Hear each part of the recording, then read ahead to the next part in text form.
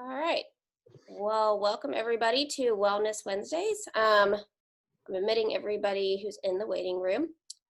So we'll go ahead and get started. Welcome back to Wellness Wednesdays. If this is your first time joining us, my name is Christy Bussell, and I work for Healthy Campus, which is our health promotion office here at Clemson. I specifically focus on mental health and suicide prevention. So Wellness Wednesdays is a series that we started in light of COVID, really just kind of short, bite-sized, clips of how we take care of our well-being during this time. And so I'm letting people into the waiting room as we get started. And then I'm also recording this presentation. So if you can go ahead and, say that you're okay with that, we can go ahead and get started.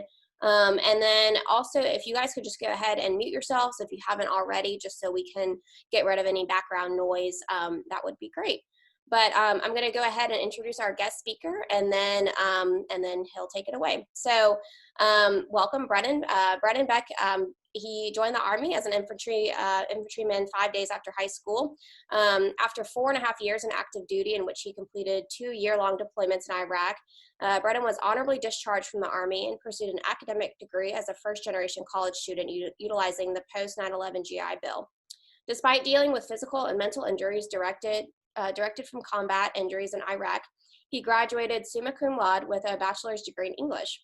After graduation, Brennan and his family moved to South Carolina, where he started working for Clemson University's English department. In 2016, Brennan transitioned into student affairs and now serves as Clemson's Director for Military and Veteran Engagement, the first full-time staff position fully committed to serving and supporting Clemson student veterans and military-connected students. In his role, he directs the Clemson Student Veterans Center, advises the Clemson Students Veterans Association, supports the Clemson University Veterans Commission, and advocates for all military and veteran students and their families at Clemson.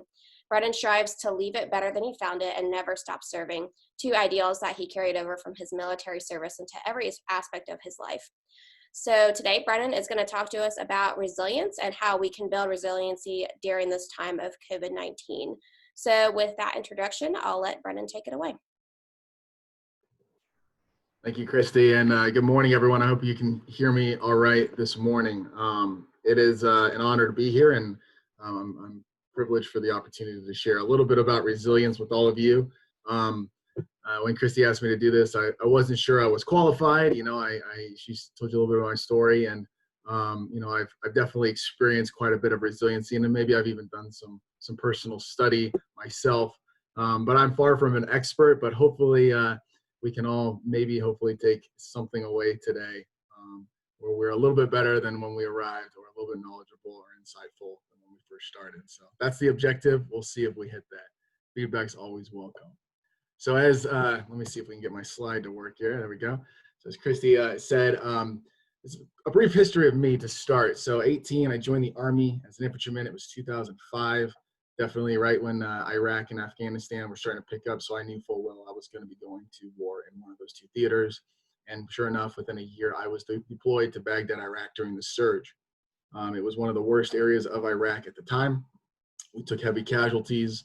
In my 7th day in theater, I had been in my first firefight. Within a month, I had lost my first of my roommates and best friends, Ross McGinnis. Within 3 months, I was wounded, and my other roommate, Alberto Garcia, was killed in that attack. By the end of our first 15-month deployment, we had lost 14 men from my company. All of us, whether we survived, wounded, came out unscathed, we all were impacted by this deployment.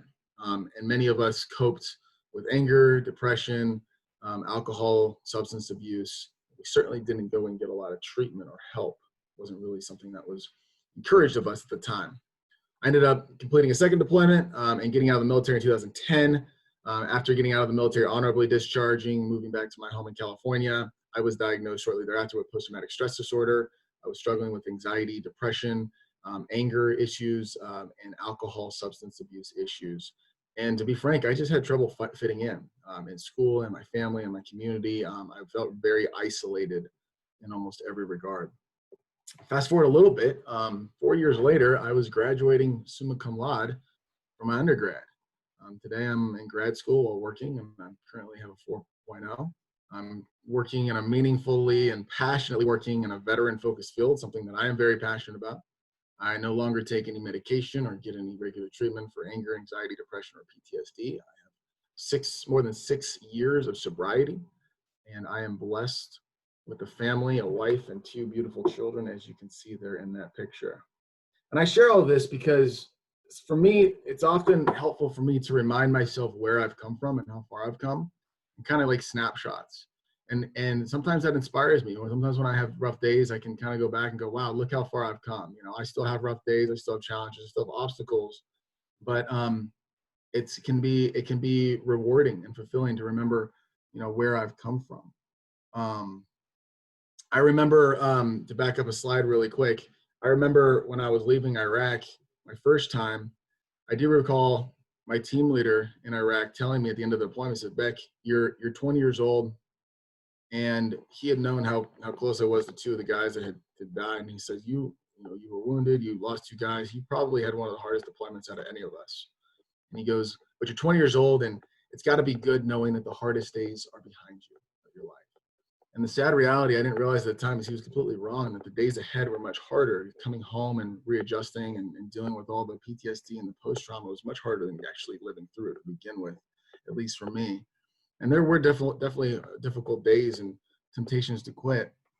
But I ended up coming out of it. And a lot of that I aspire to, or I give credit to, just resiliency. I don't think any of this was by chance or by accident. I think it took a lot of hard work. It took a network of supporters. It took a lot more hard work. And through the toughest of times, I was tempted to quit, to give in, to make excuses for not fulfilling my objectives and my goals, but I didn't. I was resilient and focused on accomplishing my goals. So I've been using the word resiliency a lot, and we want to talk about resiliency, especially given the current day which we are in with COVID-19 and everything else going on. So we'll just go into a kind of a textbook definition of what resilience is: power, ability to return to the original form, position, etc., after being bent, compressed, or stretched, or elasticity, or the ability to recover from illness, depression, adversity, or the like, or buoyancy. Right? I like to think that this definition, in terms of us personally going through resiliency, is actually somewhat lacking. Not to knock the people that are much more intelligent than I am and come up with these definitions, but for me, resiliency isn't just about getting back to where you start. It's really about getting back to where you start and then taking it even further. Because for me, the ability that I was able to push through my hard times, that took a lot of growth. It took a lot of perseverance. It took a lot of improving, that ultimately made me a better person and more prepared for the next challenge and obstacle, kind of like an advancing forward. So this definition doesn't quite capture that, but I definitely wanted to make mention of that. Of course, there are many benefits of resiliency, right? So overcoming hardships, as I mentioned, you know, going through difficult times, whether it's COVID-19, whether it's a divorce, an accident, an illness, anything like that, you prove to yourself that you are able to overcome this and that you are capable of a lot more than maybe you thought you were capable of to begin with. Facing adversity as well, you go in it with more inspiration, more motivation, more confidence. Career success. In the Harvard Business Review, Diane Cotu was quoted saying, more than education, more than experience, more than training, a person's level of resilience will determine who succeeds and who fails.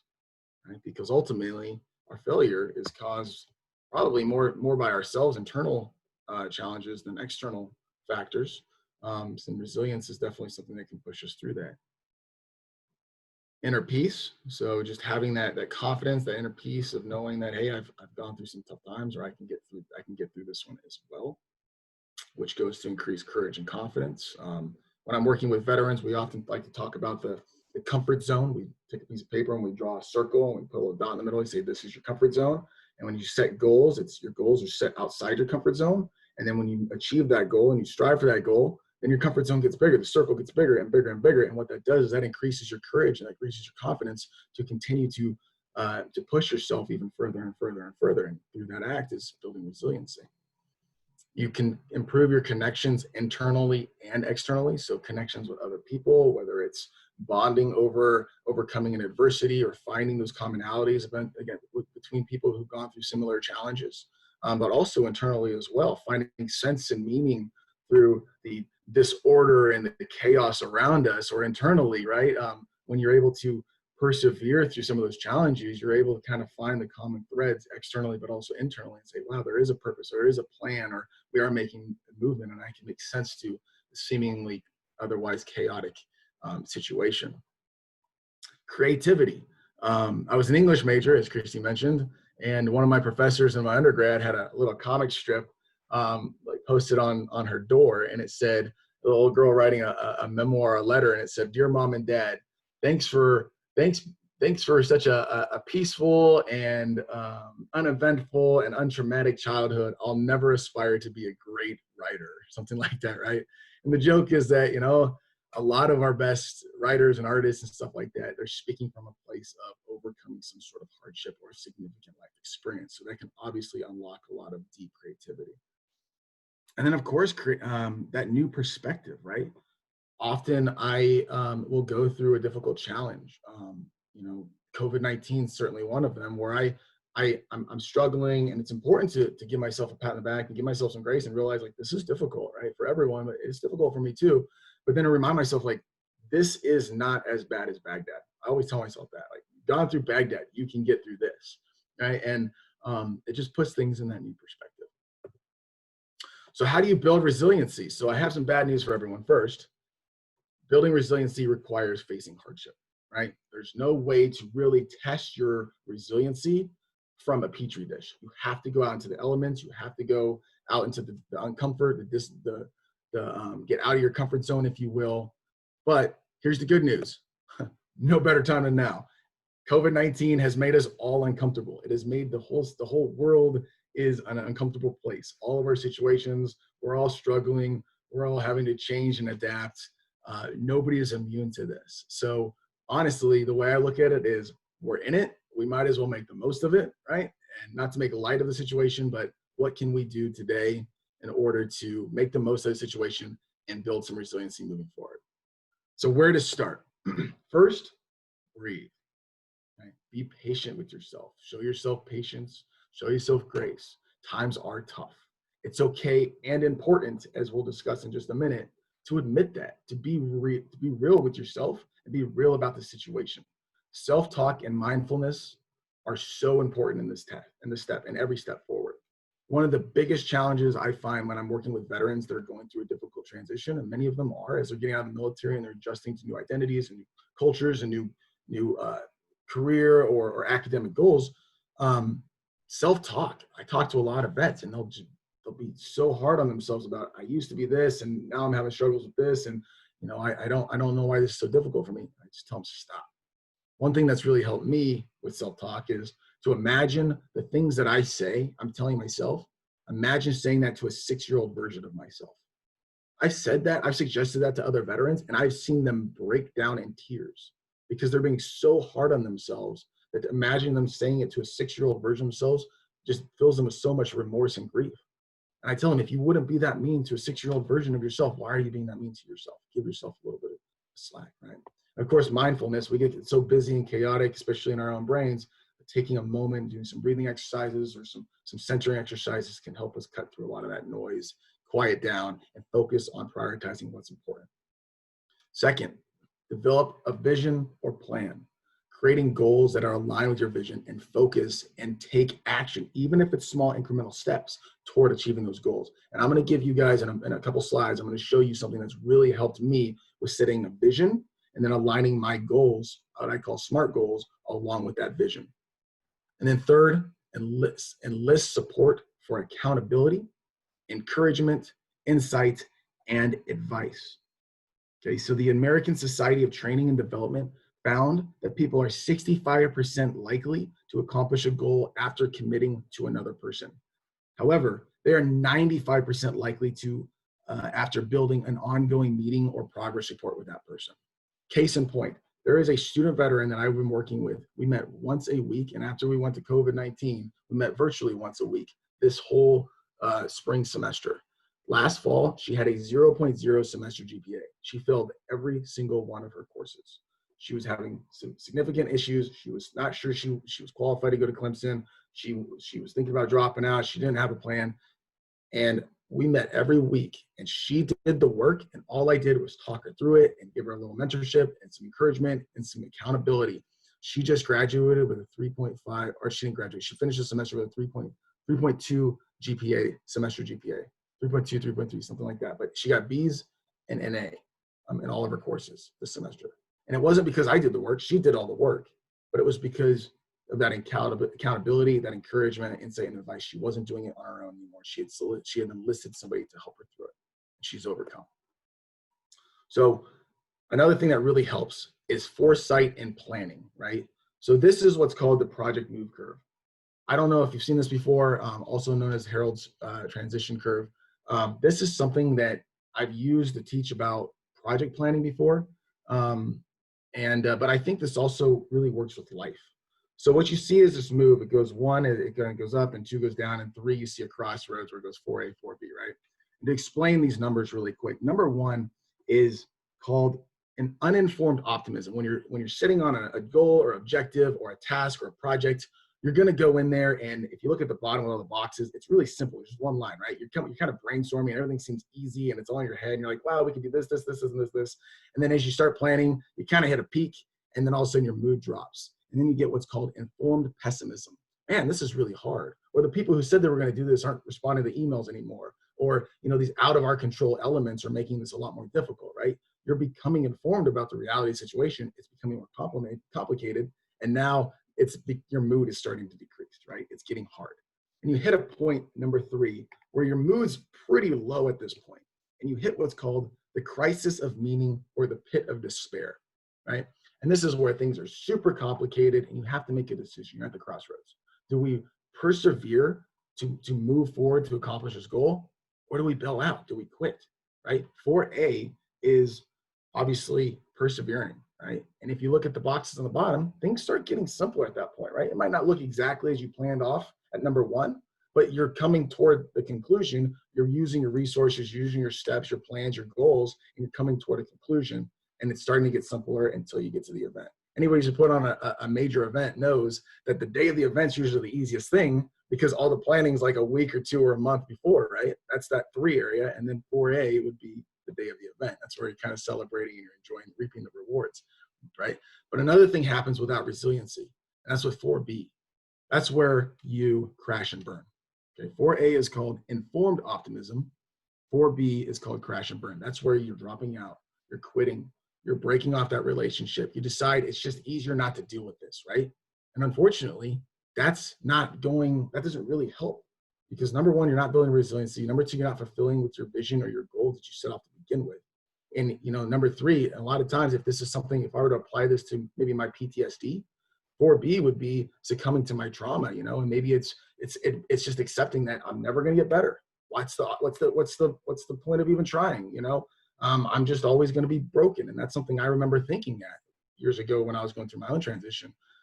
I again, support structure, persevering, working with my network and working with the resources, I was able to kind of move from 3 to 4A. And now I'm reaping the rewards of that through a lot of hard work and perseverance.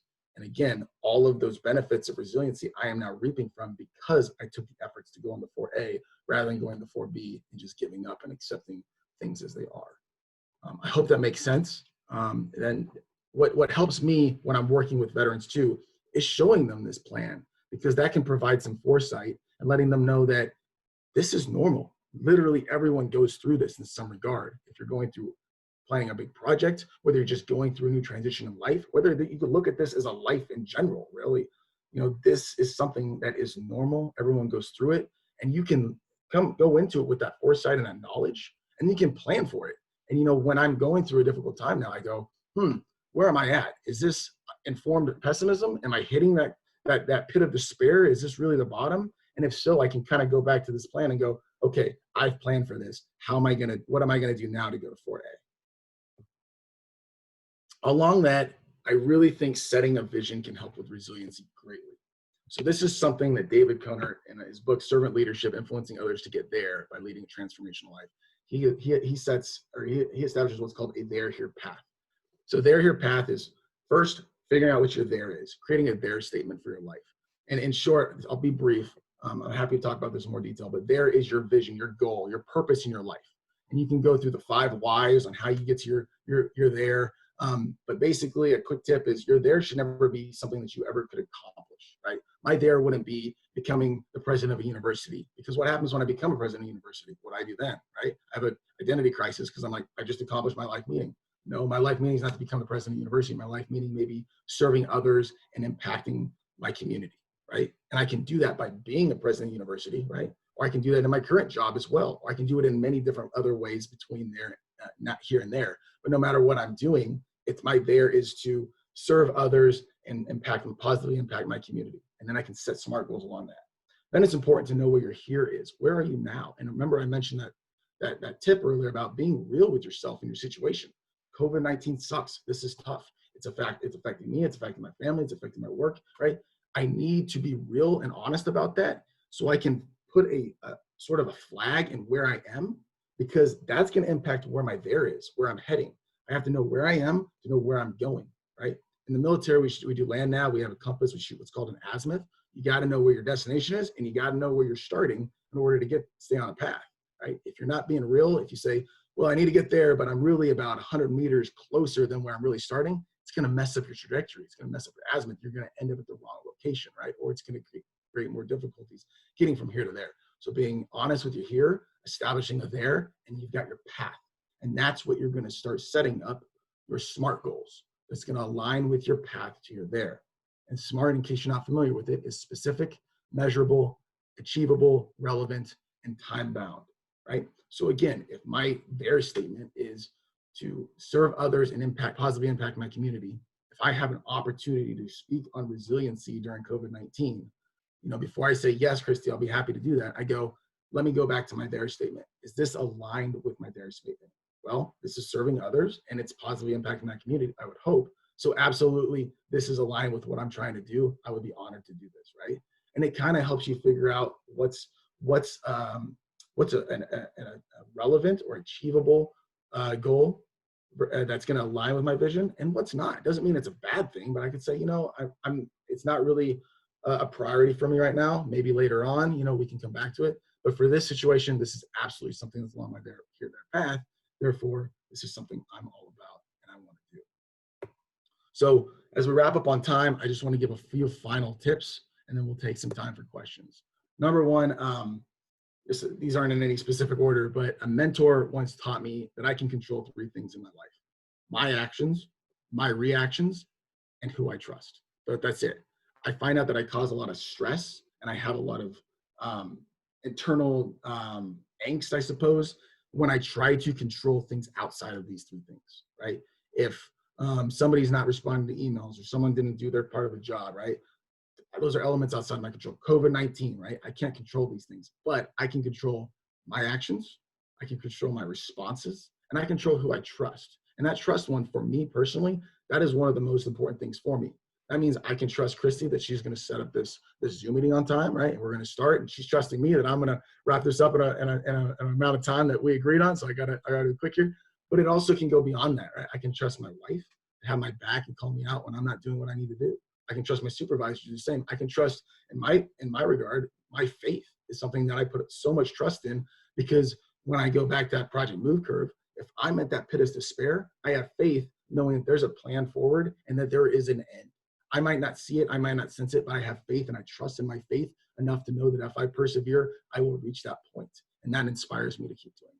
So I can control my actions, my reactions, and who I trust. Number 2, never quit. It's an old Japanese proverb that says, fall down 7 times, get up 8, right? Don't quit, persevere, keep on going, in short. Number 3, don't do it alone. Enlist a mentor, an accountability partner, or a counselor, somebody who's going to hold you accountable and support you along the way, because resiliency is not something that comes natural to a lot of people. It's difficult. It gets easier, I think, the more you do it. You build up those muscles and that capability and that confidence in yourself to be resilient. But sometimes even the most resilient of us have a really tough day or a tough circumstance, and we need someone to talk with or to inspire us and to help us persevere. And finally, I tell my vets this all the time: reward yourself. Treat yourself when you do well. My vet who just got over a 3.0 this semester after a 0.0. I told her after we had our last one-on-one last week, I said, what are you going to do to treat yourself? And she was like, I don't know. I'm like, do it. Like, treat yourself. Like, takeout, get yourself a gallon of ice cream, buy a video game, like get something you don't need that you want, that's going to reward yourself. You've done a great job.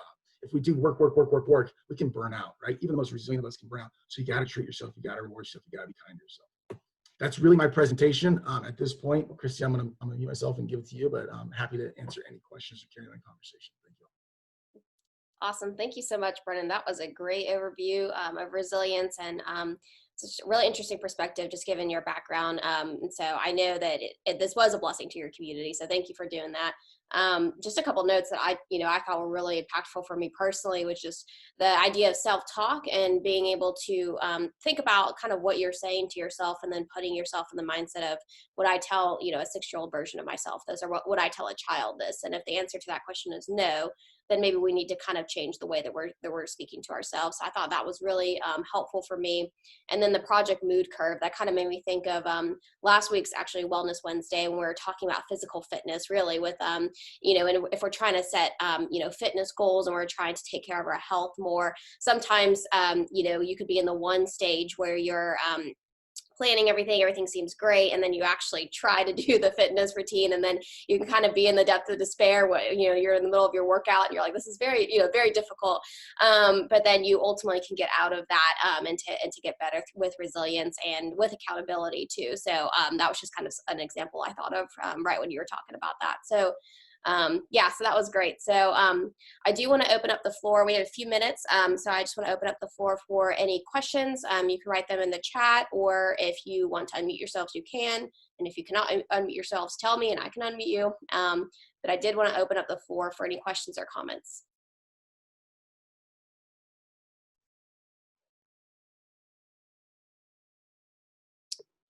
Okay. How are things going? It looks like some of you guys are on campus or in offices. How are you, I guess, is the general question. Yeah, so how people are doing at home, working from home. Sure. Yeah. Does anyone have any thoughts of how they're doing working from home? It's definitely not as easy as it sounds. Yeah, it's difficult for sure. But I think, one of the reasons why we do these Wellness Wednesdays is to try to, help give people tools and tips on how to, work well from home or learn well from home, given your position. So, Brennan, one thought I had was, I didn't know if you had any resources for the SMART goals. I don't know if you had like a worksheet or something I could share out with the group. Yeah, I have something on my computer that I use for my work study as we, as I'm hiring them, and we're starting a new semester. I have them challenged to come up with a professional and a personal SMART goal for the semester. So I kind of figure out the time bound for them, unless they want to be high speed and do something even briefer or shorter. But that just kind of helps them establish something that they want to work on. And we do the professional, obviously, because it's work, but the personal as well, because I really believe in personal development and professional development, and want to definitely inspire and prioritize that. So I have some worksheets I can share with you, and you can include that. Awesome. Yeah, that'd be great. I want to say one other thing, since you mentioned that, Chrissy, about like the physical fitness and how difficult that is. My wife, I'm going to brag on her for a minute. She's not typically a runner, but she's been running 10 to 11 miles like a day, like almost not every day, but she's just using this COVID-19. She can't go to the gym. She's been running every single day, and she went from 2 miles when this thing started. She ran 11.4 miles yesterday. Wow. And I mean, it's insane. And she's talking about, I'm going to do a marathon by the time the thing's done. And she's only half joking, because I really think she's going to. But, yesterday we were talking, and she said that having that goal, right now her goal is to get to a half marathon, 13 miles.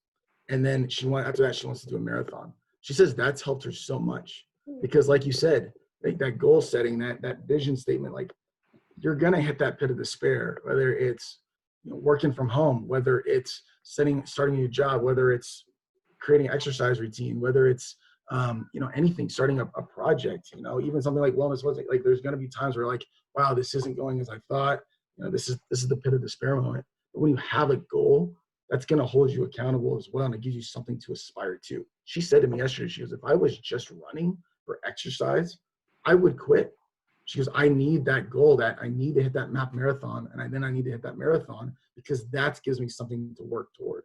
So even without even going through this presentation in the mood of, the project mood curve and everything like that, she was already operating in light of that, just because it's something that we all work on, whether we're aware of it or not. So I thought that was really neat. I wanted to share that. That's great. Thank you so much, Brennan. Yeah, that's awesome. Any final questions or comments before we go? All right. Well, again, thank you all so much for coming today. This recording will be available on Healthy Campus's website, hopefully by the end of the week, if not early next week. But again, thank you so much, Brennan, for coming and sharing your thoughts with us. That was really great. Thank you. It's a privilege. All right. Goodbye, everybody. See you next week.